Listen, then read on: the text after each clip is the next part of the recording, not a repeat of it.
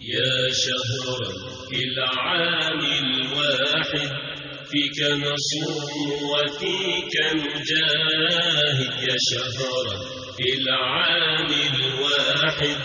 فيك نصوم وفيك نجاهد ونعمر في الأرض مساجد وننفذ أمر الرحمن يا شهرا في العام الواحد فيك نصوم وفيك نجاهد يا شهرا في العام الواحد فيك نصوم وفيك نجاهد ونعمر في الأرض مساجد الحمد لله رب العالمين صلى الله وسلم وبارك على نبينا محمد وآله وصحبه وسلم وبعد. إخواني الصائمين القائمين، السلام عليكم ورحمة الله وبركاته. سورة البقرة هي سورة آل عمران والله سورة القرآن كفضل بدن الزهراوين ayuu nabigu ku tilmaamay calayhi salaatu wasalaam labadii qiimaha badnaa ee bidhaanta dheeraa. waxyaabaha iska shabahaan waxaa ka mid ah suuratu lbaqara saynu hore u soo xusnay qaybteeda hore waxay ka warramaysay yuhuudda iyo dalaalaadkooda ama siyaabahay dadka u lumiyaan. suuratu alcimraanna aayadahan aynu dhegaysanaynaa waxay ka warramayaan dalaalaatu nasaara, nasaarada iyo siday wax u lumiyaan ama kiristanka. qiso yar baynu markaa soo qaadan doonaa oo sabab u ahayd aayadahan dhowr iyo siddeetanka ah ee suuratu alcimraan u horeeya ay ku soo degeen sanadkii la odhan jiray caamul wufuud ee sanadii sagaalaad ee wufuudda badani nebiga u imanaysay calayhi salaatu wasalaam. waxa uu dirayay fariimo ama waraaqo, wuxuu u dirayay dadka gaalada ah ee jihooyinka kala duwan ku nool isagoo ugu yeedhaya diinta ilaahay. fariintaasi waxay ahayd soo islaaba, haddii ay yeeli weydaanna cashuur bixiya, haddii ay yeeli weydaanna dagaal qaba. saddexdaa arrimood baa ahlu kitaabka la gaadhsiinaya siiba. wufuuddu markaa way badnaayeen, waxaase nebiga u yimi wafdi ka duwanaa wufuuddaas oo kiristan ahaa oo ka yimi meesha najraan la odhan jiray. waa koonfurta sacuudiga ama maka iyo yaman intan udhaxaysa. nimankaasi umay soconin, tiradooda waxaa lagu qiyaasaa 24. qolana waxay ku qiyaastaa qolada taariikhda ilaa 60 inay ahaayeen baa lagu sheegaa. waxa umay soconin inay islaamaan sida wufuudda kale ay u socdeen, laakiin dhoola tusad bay ahaayeen. nebiga u dhoola tusanayaan calayhi salaatu wasalaam inay aqoon leeyihiin, adduunna leeyihiin, diinna leeyihiin, oonay waxba uga baahnayn. 3 nin baa ka madax ahaa. mid waxaa la odhan jiray caaqib oo wuxuu ahaa mas-uulkooda ama amiirkooda. midna sayid baa la odhan jiray oo wuxuu haystay qaybta rarka iyo logisticada waxaa la yidhaha ama taageerada. nina wadaadkoodu ahaa usqufkooda oo waxaa la odhanaya abulxaarif. rasuulka markay u yimaadeen sala allahu calayhi wasalam, jaa-uu wahum yudhiruuna abhatahum, iyagoo haybadooda muujinaya u yimaadeen. waxay soo gashadeen dhar wada dhalaalayo xariira iyo kaatumo badan oo dahab ahoo ay faraha soo gashadeen. waxoodu waa isku wada mid, muuqaal gaara bay leeyihin. asxaabtu waxay leeyihin maanaan arag wafdi ka horreeyey iyo ka dambeeyo la mid ahaa. rasuulku sala allahu calayhi wasalam markuu sidaa u arkay dhoola tusadkoodii, dabcan wax badanna dee ilaahay baa ogeysiinaya, ma uu qaabilin maalintii hore, bal waxay yihiin si loo tusiyo. ilaa ay ogaadeen wuxuu nebigu ku diidan yahay inuu yahay xariirtiiyo dahabka ay gashan yihin, iyagoo sheegan jiray inay yihiin mutaqashifiin adduunyada ka saahiday. maxaa keenay inay maanta dahab iyo xariir soo gashadaan? maalintii labaad ayuu nebigu qaabilay markay iska soo bedeleen dahabkii iyo xariirtii. way la doodeen rasuulka sala allahu calayhi wasalam. waxay ka doodayaan ciise bnu maryama waxa uu yahay waxay ka doodayaan maryam waxa ay tahay waxay ku doodayaan inay diin leeyihiin nebigu islaamnimadu u bandhiga wuxu uhi islaama hortiin baanu islaam ahayn bay idhaah idinkoon islaamin oon weli muslimiin noqonin baanu annagu islaam ahayn oonu diin lahayn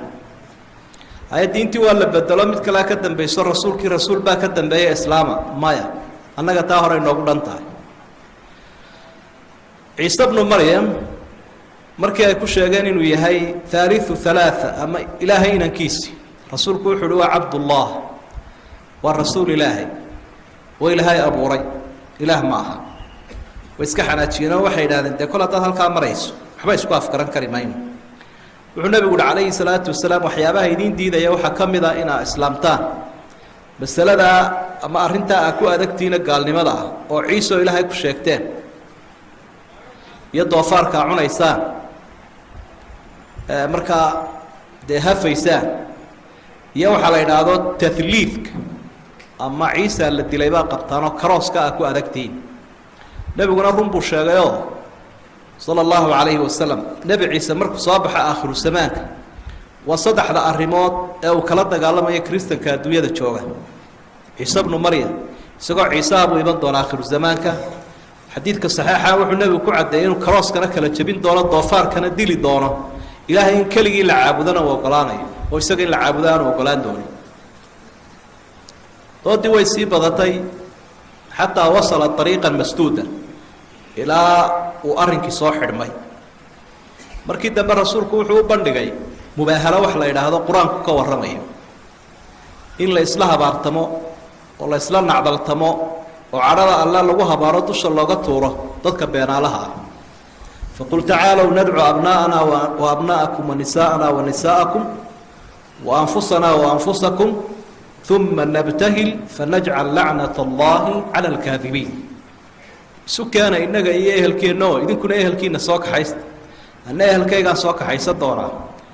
cadhada alle iyo cadaabkiisa iyo ceeb waxaynu dusha uga tuuraynaa habaaraynaa dadka beenaalayaasha nebigu wuu soo diyaargaroobayoo wuxuu soo kaxaystay cali bna abi aalib faatima bintu rasuul iyo xasan iyo xuseen markaasaa wuxuu uhi amiinta ii buura ahlu beytka waa idinka oo waa idinkan way og yihiin inuu rasuulki ilaahay sala allahu calayhi wasalam saddexdii nina madaxda ka ahaaba wada tashada waxay dhahaan war nebi haddii mubaahalo lala galo ama lala habaartamo dee waa la halaagsamaa xal kale aan keenno dee aan iska dayno dee waaya way u tegeen nebiga calayhi salaatu wasalaam waxay dhahaan mubaahaladaa diyaaruma ihine iyo inaynu ishabaarnee wixii kalead sheegaysa un sheeg islaamina mayno dee cashuur bixiya buuha aqbalay bay dheh saasaanu ku ambabaxaynaa inaanu cashuur bixinno heshiisna aynu kala qoranno deegaanka iyagana joogno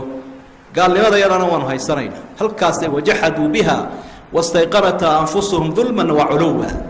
ilaahay baa wuxuu uhi waxay ku adkaysteen gaalnimo iyo kibir iyagoo garanaya inay yaqiinta waxa loo sheegaya waxaadna raacisaa bay idhaahdeen nin aaminah oo naga soo qaada maalkan aan u soo dhiibi doono waxaan idin raacin doonaa buu nebigu ku yihi calayhi salaatu wasalaam amiinan xaqa amiin amiinu hadihi lumma abi cubaydata bnu jaraax radia allahu canh abi cubayd uu ku daray sidaasay ku ambabaxeen sidaasay ku tegeen aayaadkaynu dhegaysanayno qofkii tafsiirka fahmaya mowduucaasay ka warramayaan markaynu kusoo dhowaano maqsuudka insaanka ama ummadda ilaahay wax uu siiyo waxa ugu qiimo badan hanuunka alhidaaya hidaayadaasaynu baadi doonaynaa intaynu joogno adduunkan waynu ilaahay ka baryaynaa subxaana wa tacaala mar kastaynu akhriyayno suurat lfaatixa maxaa ku jira ihdina asiraata almustaqiim ihdina asiraata almustaqiim ayaynu ilaahay baryaynaa 7 jeer 24 saacadood salaadaha faralka ah waxaa markaa labadaas suuradood ka muuqanaya oo ujeeddadaynu u soconnay ay tahay hidaayadeenna waxa duulimaadku labadaa qole labada suuradood sheegeen alyahuud waannasaara labadaa qolo ayaa hidaayada basharka hor taagan oo caqabad iyo ku adhaabad qur-aankaa ka digaya aayadaha faraha badnaa suurat lbaqara iyo aayadaha faraha badana suuratu alcimraan waxaynu u soconnaa aynu ilaahay baryaynaa saddexda qole adduunyadan ku nool qolada hanuunsan inuu ilaahay jidkoodayna mariyo ihdina siraata almustaqiim siraata aladiina ancamta calayhim labada qolee hallaabeen kaartu ay ku dhacdayna inuu ilaahay waddadooda inaga duwo maxay markaa hayri almaqduubi calayhim oo yuhuudda ah wala daaliin oo nasaarada ah ilaahu labadaana naga du halowga u taaganayana hallaabay ummaddaa hanuunsane aada u nicmaystayna ilaahu jidkooda na mariya muslimiinta ah saas weeye ducadu suuratulfaatixa iyo labadaas suuradood ku xigeen dhaadheer saasay isugu xidhan yihin nebi maxamed wuxuu ka digay calayhi salaatu wasalaam labadaa qolo waxau ihi latattabicunna sanana aladiina min qablikum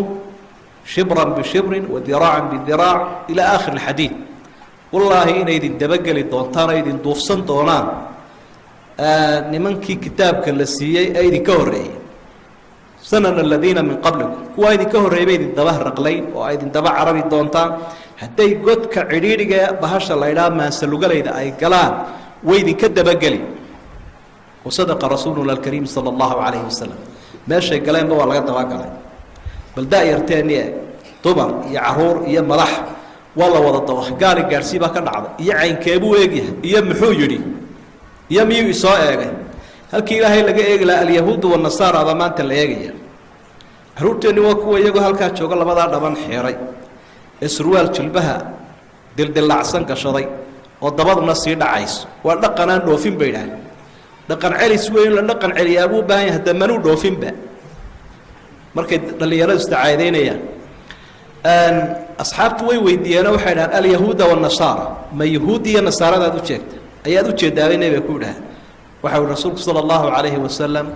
uu ku jawaabay waman innaasu ilaa ulaaik dadkuba waa kuwaas dadka hanka weyn ee inay ummadaha halleeyaan u hanka weyni waa labadaa qolobu rasuulku yihi sala allahu calayhi wasalam waxaynu arkayna nebigaa sii sheegay bal adduunyada ummadaha u tirada badan china hindiya